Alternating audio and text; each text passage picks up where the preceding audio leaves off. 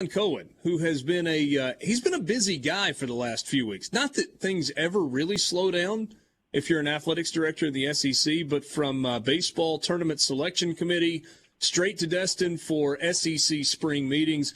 John, I've always said that when you were the head baseball coach at Mississippi State, you were one of my favorite interviews because you always said things that made me think, and I thought you shot really straight with me.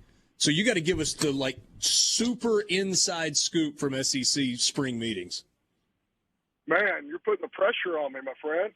We just loaded it up on you. How are you? I'm doing great. How y'all doing today?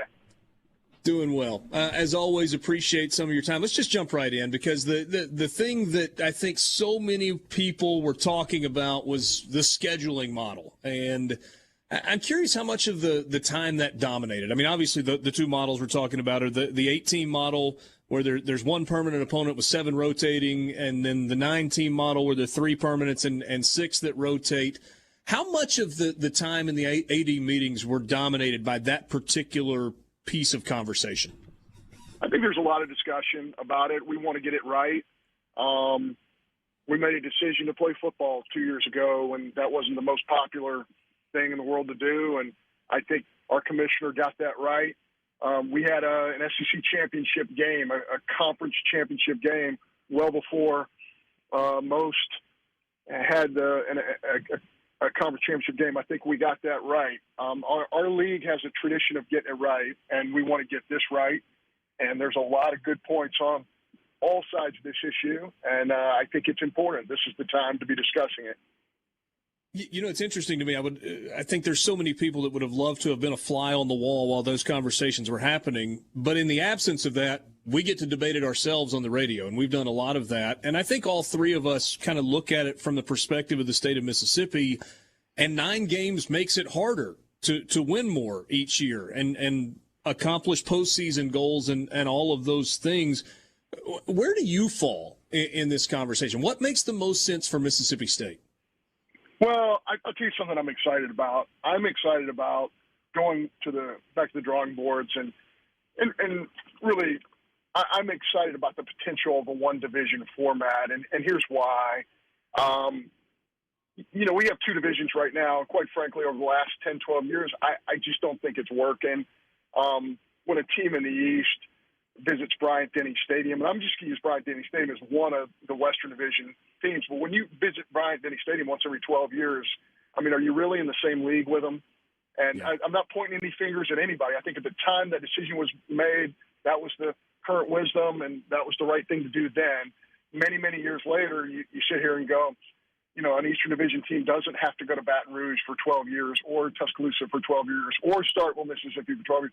That's just not good for anybody. So this new format, no matter what it is going to give us the opportunity to play the whole league. And I think that's something that's getting missed, whether it's an 8-game conference slate or a 9-game. You're going to get that great opportunity to see every campus and play every team.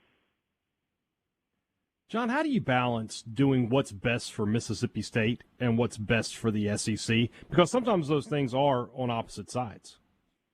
No, I can see where you're coming from on that for sure. And I think you got to look at the merits of the case for each one of the scheduling models.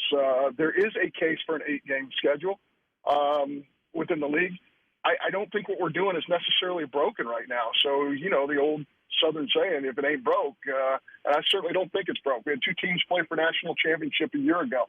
It's common sense that tells you if you add a conference game with 16 members, you're going to have 8 more losses for the league.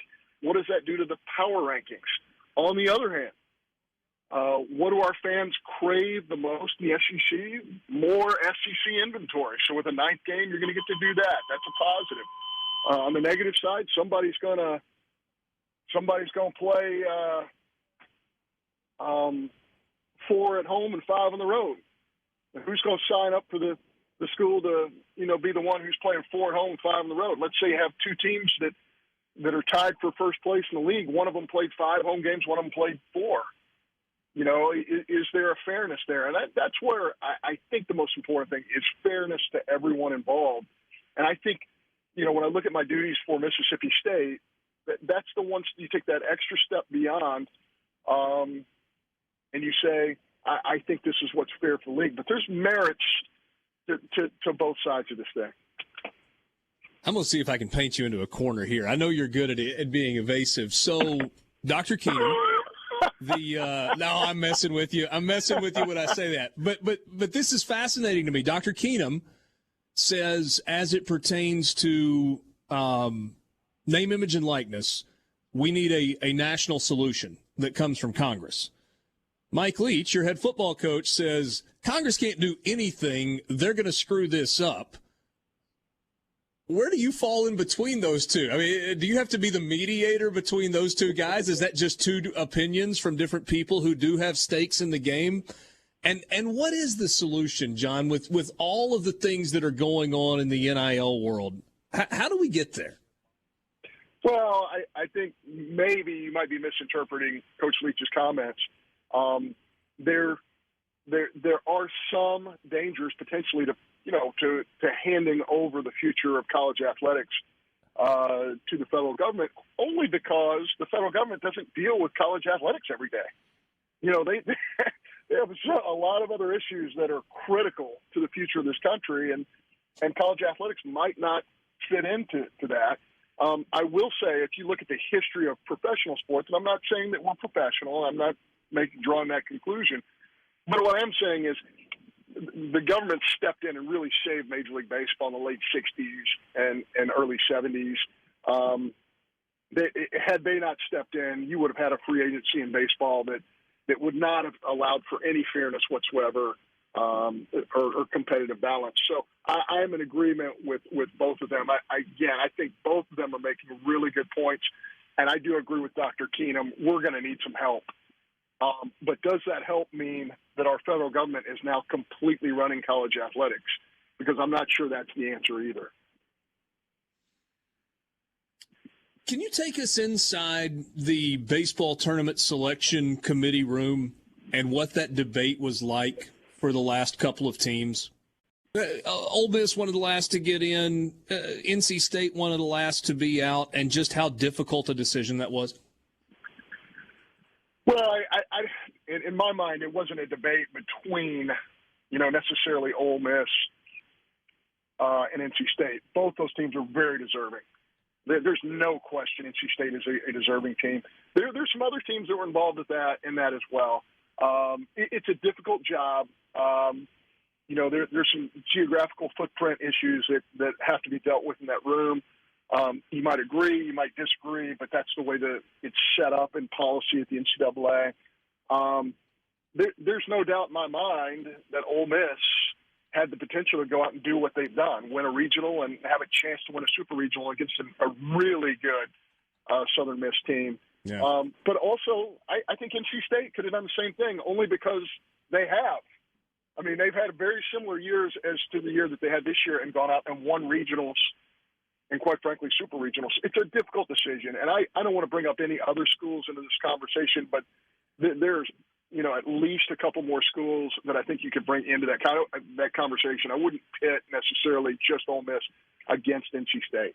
Do you enjoy being on that committee? I mean, because you are, at your core, you are a baseball guy, and I feel like you believe getting that field of 64 right is important. Is it a fun? I don't even know if fun is the right word, but is it an enjoyable process? It's enjoyable to really follow the landscape of college baseball and to be part of setting up a championship field. What's disappointing is exactly what you just said. When you have to make really difficult decisions, NC State is one that comes to mind. I mean, they're a very, very good baseball team that got left out, and I think they were deserving. But anytime you are given responsibility, there's some pluses to it, and there's some minuses. And the plus is, gosh, you get to represent a really, really phenomenal sport, not only in the SEC, but one of the great events that the NCAA hosts. The negative is those tough decisions come with consequences. And, when you've looked into the eyes of 18 to 22-year-olds for 25 years of your life and seen the exhilaration and seen the disappointment, you take it really seriously. What's on the docket for you over the net? We've only got a minute till the break, and always appreciate your time. So just 30 seconds or so. What's on the docket for you for the next few weeks as we trend toward the start of the fall? Yeah, certainly a lot of facility issues. We have really neat stuff happening on the west side of our football stadium. We're building a new clubhouse for softballs. We have the Humphrey Coliseum. They're knocking down walls left and right. I will work the College World Series as a committee member. All the committee members are responsible for that, so I will be in Omaha. Ticket campaigns will get going. We will be traveling around the state with our Bulldog groups, with Coach Leach and our 2 new basketball coaches. It's a busy time, but it's fun, and we look forward to a great fall. You should take a vacation somewhere along